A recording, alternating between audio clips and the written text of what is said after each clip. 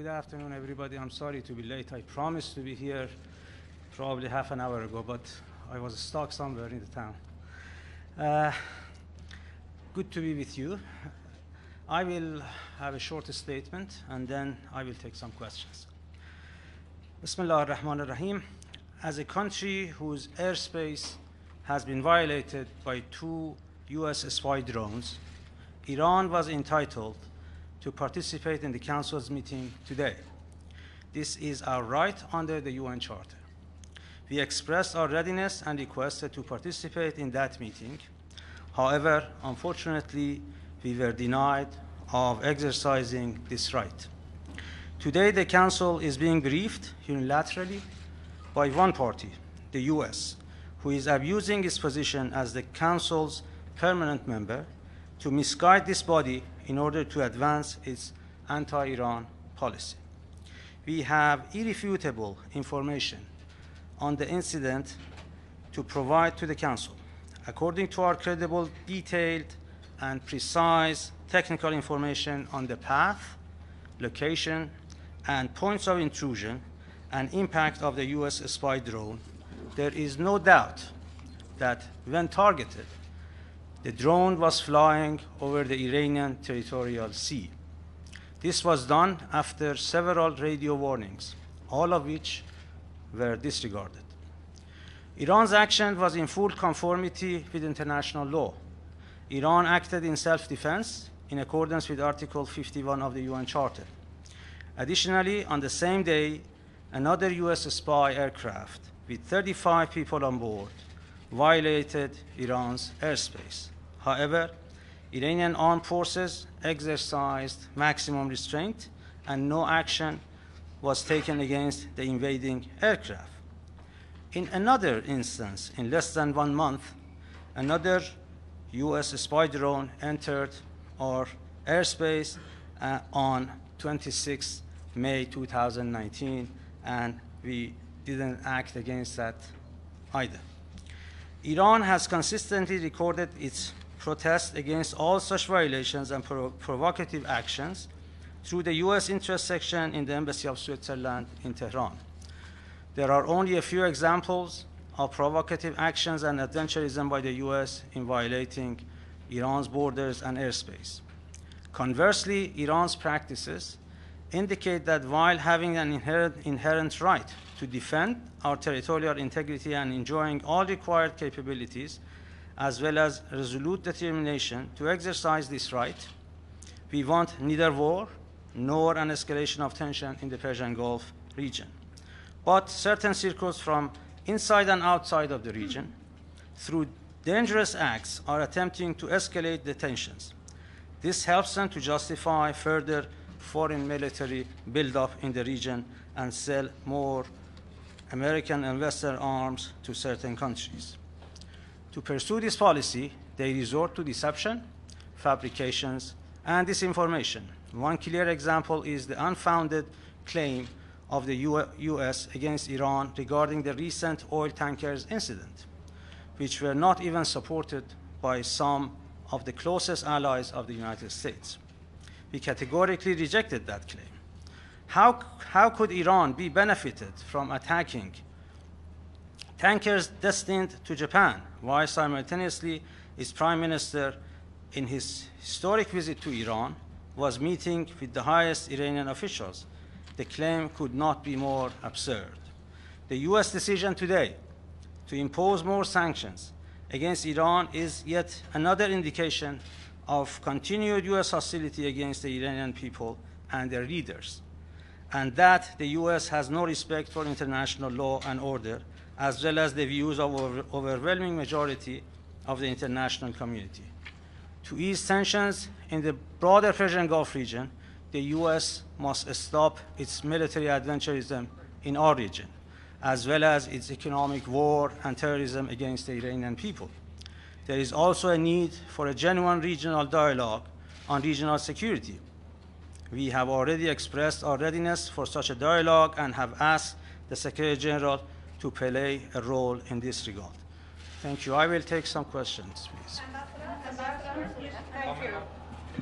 Thank you, Ambassador. It's Pamela Falk from CBS News. You mentioned regional dialogue. Under what circumstances would Iran sit down with the United States? And can you share the proof that you have that the drone was over Iranian airspace publicly with the media? Thank you. On the first question, I have already talked to the Secretary General, to his deputy, about the need for the United Nations to take the lead on finding a way out of the current crisis by bringing together regional countries under the umbrella of the United Nations. The mandate is there. Paragraph 8 of Resolution 598 gives a mandate to the Secretary General to use his good offices. So we can do it easily, and I suppose we are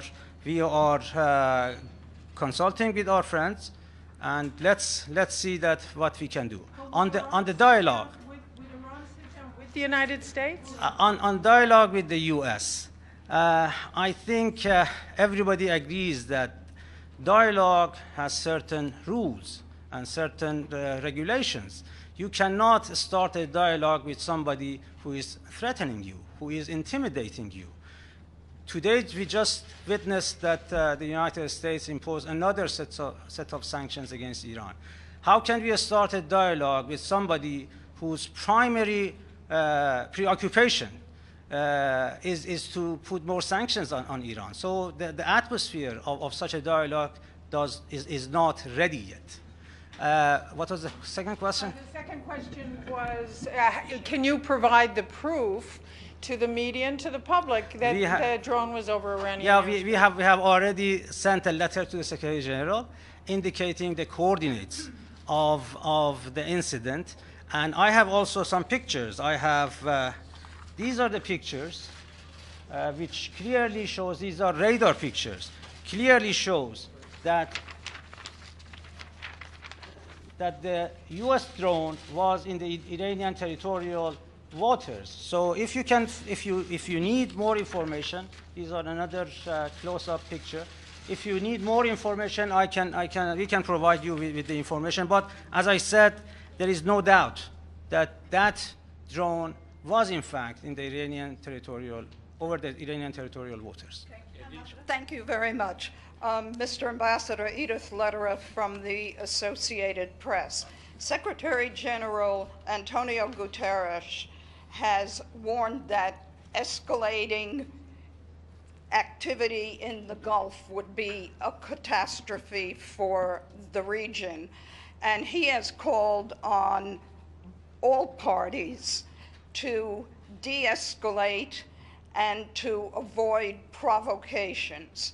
He also urged all parties to maintain nerves of steel. What is your reaction to the Secretary General's call? I cannot agree more with him, because the situation is really dangerous, and all we should do is try to de-escalate. In fact, the question should be addressed to the United States, who has initiated an economic war against Iran, who has initiated an economic terrorism against the Iranian people. At the same time, the United States has brought a large number of fleets into our region. Naval armada is in our region. So in order to de-escalate, the US should take the steps in order to put aside their armada from our region and also move away from economic warfare against the Iranian people. Thank you, Ambassador. Did the U.S. provide their own evidence of the fact that the drone, as they say, is like flying over international waters? I have seen some reports that they have produced some coordinates, but it is interesting to note that it took a long time for the United States to provide even that coordinate.